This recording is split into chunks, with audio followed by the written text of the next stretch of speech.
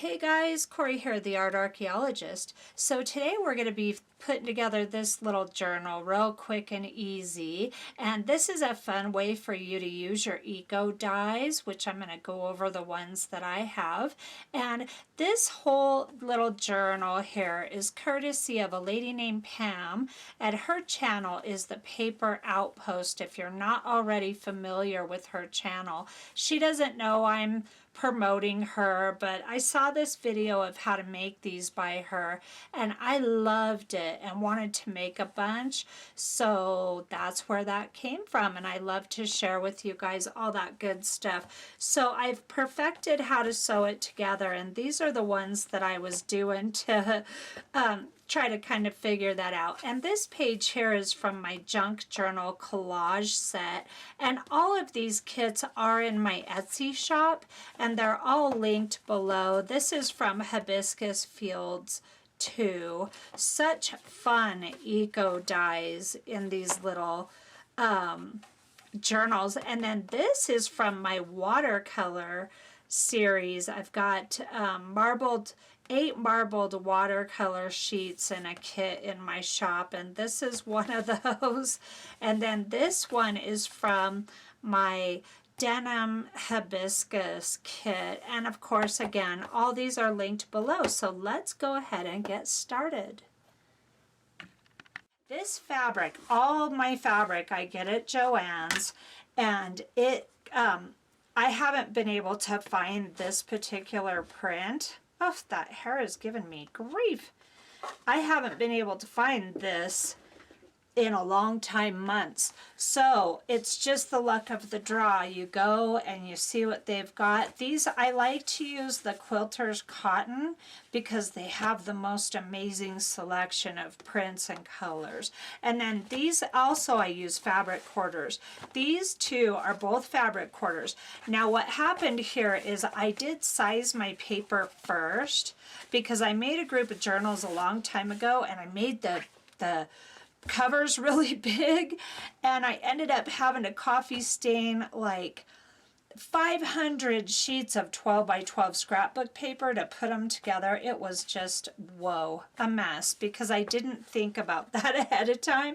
So these I went by the size of paper I wanted, and then I adapted this to be a little bit bigger. I'll grab my ruler and tell you exactly the sizes. So here's the pocket. Again, same style. And then what I'm going to do, I was so blown away by her sewing in the signature, but I've decided I'm going to make these, I'm going to do the elastic travel Midori style journal in here, and I'm going to sew the signature together and then elastic it in. I think that's such a fun way to go, because then you can take it out and keep the cover and keep filling up your journals or planners or whatever you're putting in here, and then trade it out. So this is a really fun little technique. Now it took me a few to figure out how to sew them correctly, and I'm going to show you that in just a second.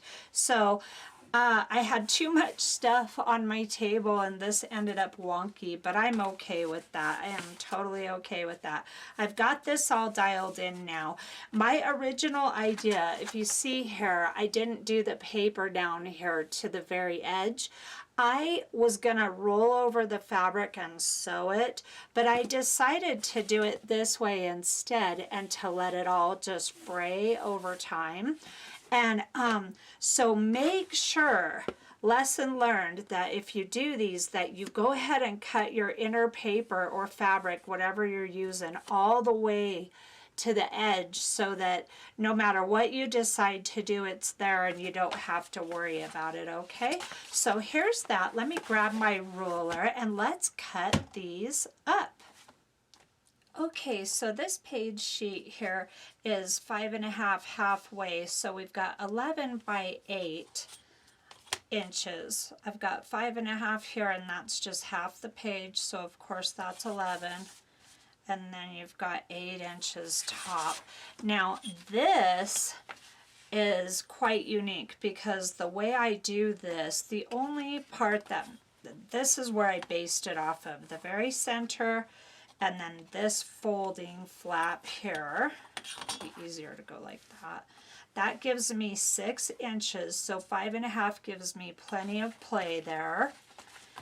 So here I've got about 8 1/4, a little over. It's all good. So I wanted to have plenty of room for my paper to be in here.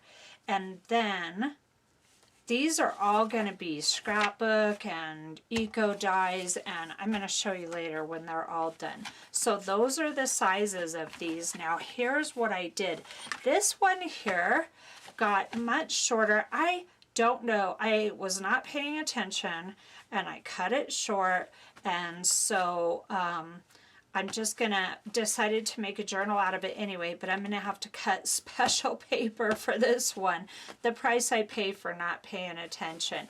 And then you see this here. I just want this fabric to the break right there, and I was trying to, I used all these to figure out how to sew them, and then this one ended up sewn down.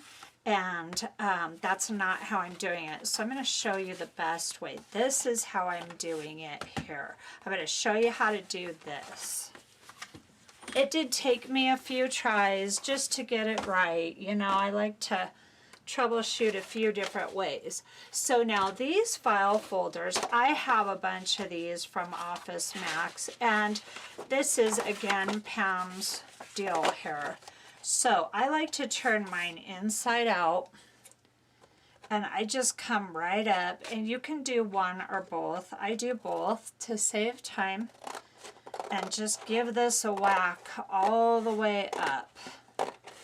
And it's actually a little uneven, so I can clean this up. I mean, this fold right here can be uneven. You can use your cutter.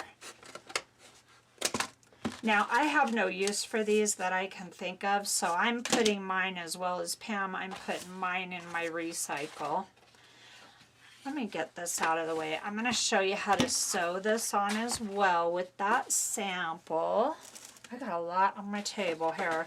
Okay, so the great thing about this that she pointed out, the score lines are all already here. So I always sit down to film and I don't grab all my tools. I have a fondant spreader here. I use this in bookmaking all the time. Invaluable tool here. So you want to do your score lines. And then you've got your pocket and your flap. Okay, and I've been using the Office Max side as my pocket. Now I've got my trimmer here. And I really need new blades. I should have just went ahead and trimmed this. This trimmer just has, I've put it through a lot, so it doesn't work all that great because I'm always trying to do more than I should. I don't know if you can relate, but I'm rough on my stuff. I'm rough on my tools. I like stuff to work for me. I don't like to have to be gentle. Okay, so now I've got the 8 1/4 on my height on this. So I'm just going to pop this in to my 8 1/4 mark. I can at least get half of this. And if it doesn't go all the way through, I can just flip it. And I've already got a score line here. I really am rough on my stuff, and I won't be any different way in the future. So this size would make the funnest little journal too, to have these short pages here. And if you get 12 by 12 scrapbook paper and you use that, you can get that extra inch of length out of it. So that's an idea for that. Those would make some, I will make some of these with all my cutoffs. They're just going to be so cute. Okay, so now you've got your basic form. And I am not measuring these at all. I am just letting them cut straight the way they are. And they all come out pretty close, which is good enough for me. All right, so now what I do, and I've said this many times here on my channel, I try not to use toxic stuff. I have a lot of trouble with the toxic stuff like Fabri-Tac. I just struggle with that stuff. So I'm just using this Elmer's cheapo all-purpose glue stick. I shouldn't call it cheapo. It's Craft Bond. It's repositionable, dries clear, non-toxic. That's all great. I'm happy about that stuff, but my biggest thing here is I'm just trying to get this to stay put long enough for me to sew it, and that's it. That's all I care about, and I don't want to have to breathe fumes to do it. Now here's the technique I've developed. I line the fat. It'd be nice to be in frame. Sorry guys, I'm in a new spot. I really have to get used to where I'm at here. So I take the bottom and line this up because I had cut these a little too big to begin with, and you can remedy that by simply not doing it. Make sure if your inside cover is, make sure that your cover of your journal and your inside cover both line up if they're right side up type stuff. And I don't mean to insult anybody's intelligence, but that's the kind of stuff I do. So here's my pocket, the Office Max side, and here's my flap. I want this piece of fabric sewn right down that seam. I'm going to put my stitch right inside that. So I want this fabric to line up. Since I'm sewing right there, I'm only going to glue the rest of it, and I'm sewing along these edges too, so I try not to glue where I'm sewing, you know. Okay, so here's how I start. Make sure I'm in frame. Okay, this is where this fondant spreader tool just comes in so handy. You can use a paint palette, you can use anything you have on hand, bone folder, whatever. Don't buy anything special. These are cheap. I get these at Hobby Lobby in the baking section. So you get two for like $3.50 or something, and I have gotten my money's worth over and over again. So now what I want to do, this is the most important length here on your fabric, is the flap side. The pocket side is secondary to the flap side, the way I do it. Now I've got this glued down. I've got to flip the whole thing over. This part's secure, and I want to make sure I keep it that way.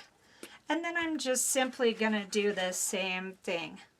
I imagine I'm going to go through a bunch of glue sticks doing this. I save my Yoo-Hoo for collage and stuff because Yoo-Hoo is my favorite.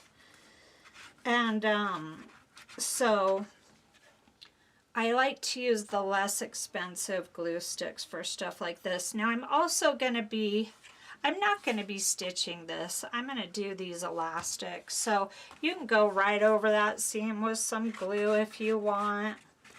I'm going all the way across this, and I'm going to go almost all the way up to this edge here. Well, actually, no, I'm not. I take that back because my stitch is going to land right about here on the pocket, okay? So I'll just go right to there. And then the way I like to do it is take my fabric carefully and get it started. And then once I get it started, sometimes you just have to maneuver it around, right? And then I'm just gently pushing that down with my fondant spreader because I don't want bubbles or ripples. This is just the best way I've found. I'm sure there's tons of ways to do this, but this is the way that I've found that works for me. So if it works for you, awesome. Okay, so now I've got it all dialed in on this side, just like so, and then I'm going to flip this back over. And now I want to hit this top edge here. You can hit this if you want. It's really, I shouldn't say it's not necessary. It might help to secure it. Okay. Now I'm really fast and sloppy with this because I don't want to spend all day on it. I'm going slow now to show you guys so that I don't completely mess it up. But I am pretty fast. None of this matters. This extra is going to get whacked off because this is going to be the pocket, okay? So you don't have to come all the way in. It's just going to be too much bulk anyway. You don't want to do that. Now, let me get you the other camera view and I'll show you how to stitch this baby together. Okay, this journal is slightly different. It's a different one because I went to film the sewing and the angle was so bad. So I went ahead and sewed that one and now I'm going to do it for you. Okay, so this flap right here is the pocket flap that's going to fold over. You want to do that first. And you just want to keep in mind that you're probably going to be, if you're doing it my way, you're going to be trimming this fabric on the edge. So you don't want to start on the edge of the fabric. You want to start on the edge of the file folder, okay? And then I'm just going to be using a straight stitch right down the middle. Back it up real quick. And then I'm going to trim this extra fabric off. Okay, so I'm going to back this up now. And then there's that part done. This is kind of a weird little maze how I do this, but I found this to be the best way. So now that you've got your little pocket part sewn in, it's going to go up just like that. Then you want to come over to the flap, and I place this right in the crease. So I just take it back, and again, I'm going to save that fabric. I just take this edge and line it up, the edge of my presser foot with the fabric, and then go ahead and stitch this in.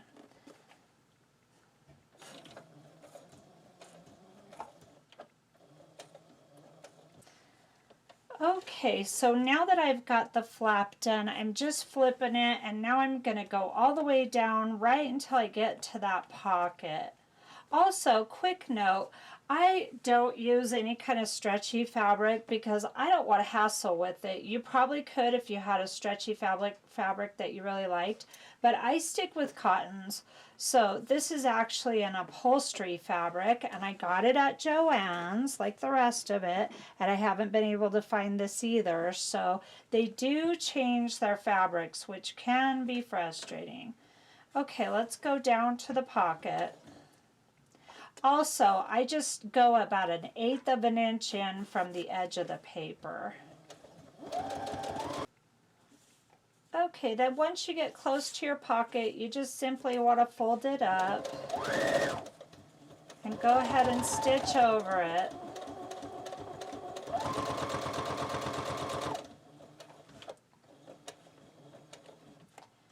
Now you could turn it and do another seam here. The reason I don't is because now you're going double thickness of, you're going 4 times the fabric and then double thickness of the file folder. So I don't do it just to take it easy on my machine. But you can if you want to. Especially if you've got a nice industrial machine. I just don't have that. Okay, then you want to go all the way down the other side. Okay, now I'm up to the flap end here, and what I want to do here is I want this all secure, so, and it's only the single layer that I've been stitching through. It's just an extra little bit of fabric. So then I just take this all the way around to complete it, just like that, okay? It's kind of fun when you get to the edge of the flap to do something fun. You can throw in a decorative stitch. I like to just put a zigzag right here.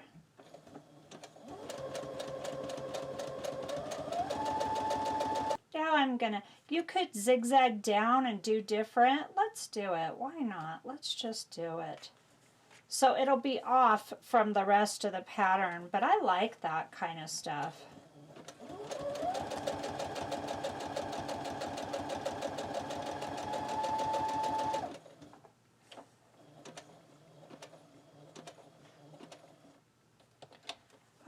Okay. And then here's what I ended up with. Now you just want to trim any of your edges off, and then you have this beautiful little journal cover just like that. So fun. Okay, so I've got my little signature put together, and it ended up being 1, 2, 3, 4, 5, 6, 7 pages. So that's 14. 4 times 7 is 28, so you get 28 pages this size with 7 sheets. And then I've got this scrapbook paper. This particular paper right here, I'm using all of this scrapbook paper that I have in here. I've got 2 different kits. I've got gray and then all the other colors. So those kits are these. This is the Boho Chic Paper Studio is all the gray, and I get these at Hobby Lobby, of course, and then I always wait for their Paper Studio stuff to go half off. And then the other one I like to use is Tattered and Worn. You get a ton of different prints with all the different color families in this one, and of course I pay half off.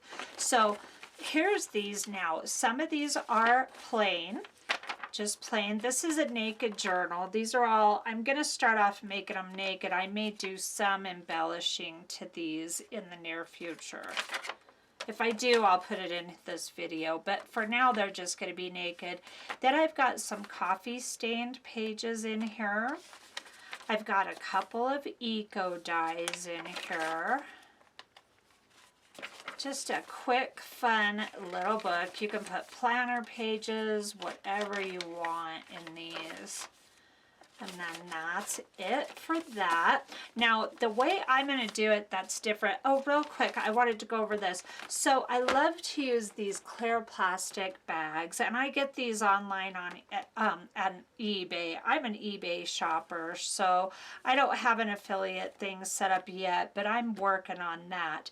So this is how I like to do my papers. I like to have them all organized, and these are Junk Journal Eco Dies on the back of scrapbook paper. So I take the scrapbook paper, cut it down to 8.5 by 11, A4 if you're not in the States, I would imagine, and then that way I can just put these scrapbook papers in my printer and print eco dies on the other side. And then this folder is cut down and stained papers, and I'm going to do a bunch of papers, journal papers stained in different colors, so I will make a video about that too. That's going to be coming up soon because I need a lot of journal paper for all the journals I'm making. So let's go ahead and move on now.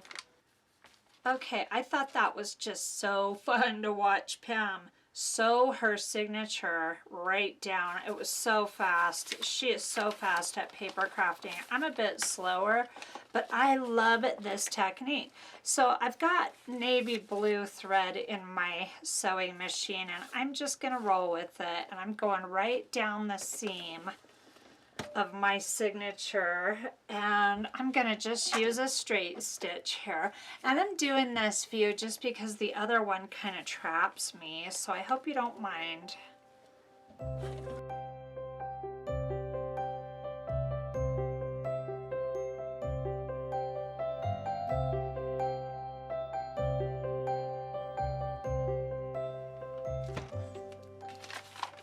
Okay, so here's my cute little signature sewn together. Thank you, Pam. Now that is not going to matter because it's going to be hiding in the book. This part will matter much more, of course. And I just have to say, I suspect I'm going to need to go and pick up some backup needles because I just have a feeling I might be going through some needles doing it this way, but I love it. What a new treasure. You know, that's why I love having these Treasure Hunting Tuesday videos, because there are so many treasures here on YouTube, and I love to hunt them up and then make videos about them. So here's the little signature that I got for the book, and then I'm just gonna throw some elastic in here. I got this big spool of it, 72 yards of 2mm thick black elastic. Hildy and Joe is a brand that sells through Joann's here in the States. And then all I'm going to do is just measure this. I need to go a little bit more than twice because I need it to go around, but I need a little bit of room to tie. And then all I'm going to do is I'm going to tie it into the book and not worry about the signature at all. And I'm going to tie it a little snug here. I just like the raw look of the knot, and then I could have used quite a bit less. So this is not a normal way I do this. So I kind of experimenting my way through this with you. And then I would probably want this right in the middle of the outside, right there. Okay, and then here's your signature ready to go. You can trade it in and out. This is really a nice way to do it. So there you've got a beautiful little naked journal. And then the way Pam did it is she put a piece of elastic around this part. So you can definitely have two. You could put an eyelet closure here. And I think that's what we'll do with this book here. Okay, so I've got my crocodile here, and then I've got my little Tupperware of eyelets. And I've chosen just a little silver one for this. And then you want to make sure you cut the right hole for this. I'll start out small, and if that doesn't work, it's been a while since I've done this. So I just want my hole to be right inside my stitching. And you've got a small and a large on this tool, and then an eyelet setter on the top. So I'm going to start small, and I'm just going to eyeball the center. Oh, I need the big size. So I'm just going to center that right over. Awkward. I've got a bunch of stuff here on my table. As always, I'm so messy. Everything I do is messy, it seems like. I can contain the messes, but geesh, messy. Okay, so yep, that's requiring the bigger hole for that size. So there's that all nice and pretty. And then you want to take your eyelet setter and pop that in there and give it a nice squeeze. All done. Okay, beautiful. And now I've got this really pretty just scrap piece of gray fabric that I want to use.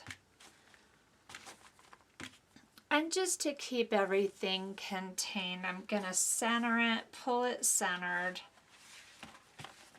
like that. And then I'm just going to tie a little knot right here because this fabric sure does fray. It's cotton. It's a cotton quilting fabric like all the others I use. Actually, this is a batik because it's dyed on both sides, so forgive me. This is batik cotton.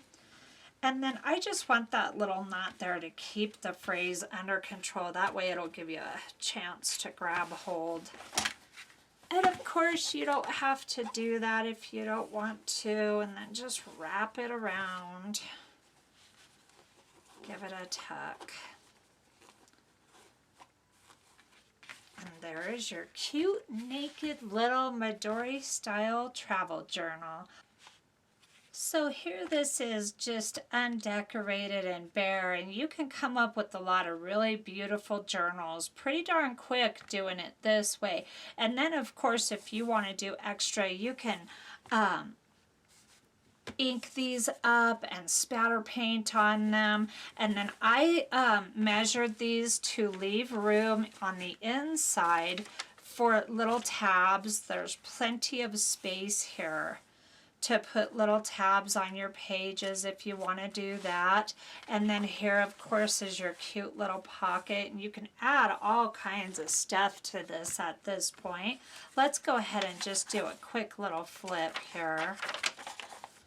And it's a nice amount of paper. There's lots of areas to journal, lots of areas to decorate. I just really like throwing these naked journals together in a hurry so that you can make a bunch of them and give them away. Really a fun little, quick little way to do it. And then these eco dyes go so beautifully in here. So if you're a fan of my eco dyeing, I have a bunch of these. If you don't know, I have a bunch of eco dyeing videos on this channel. And then you can learn how to do your own eco-dyed papers right here and put them in your very own journals, or you can purchase my kits, or you can do both. This is Hibiscus Field Kit 2, and then this one is Woodland Magic here, and then of course these are the same sheets folded in half, and then this one is Hibiscus Field Kit 1. So I've got quite a few little eco dyes floating around for these journals, and when I get them all done, I'll do a flip through and show them all to you. Now I have a setup of videos, and I will link it to an end screen at the end of this on how to, it's a very in-depth tutorial about how to do fabric covered journals, and they're really thick with a lot of signatures in them. So if you're into this, I'm sure you'll love that. And if you haven't subscribed yet, I surely invite you to, of course, as always. And please click like for me if you liked this video. It helps me a bunch. And share this with your junk journal buddies. And I will see you real soon. Have a great day.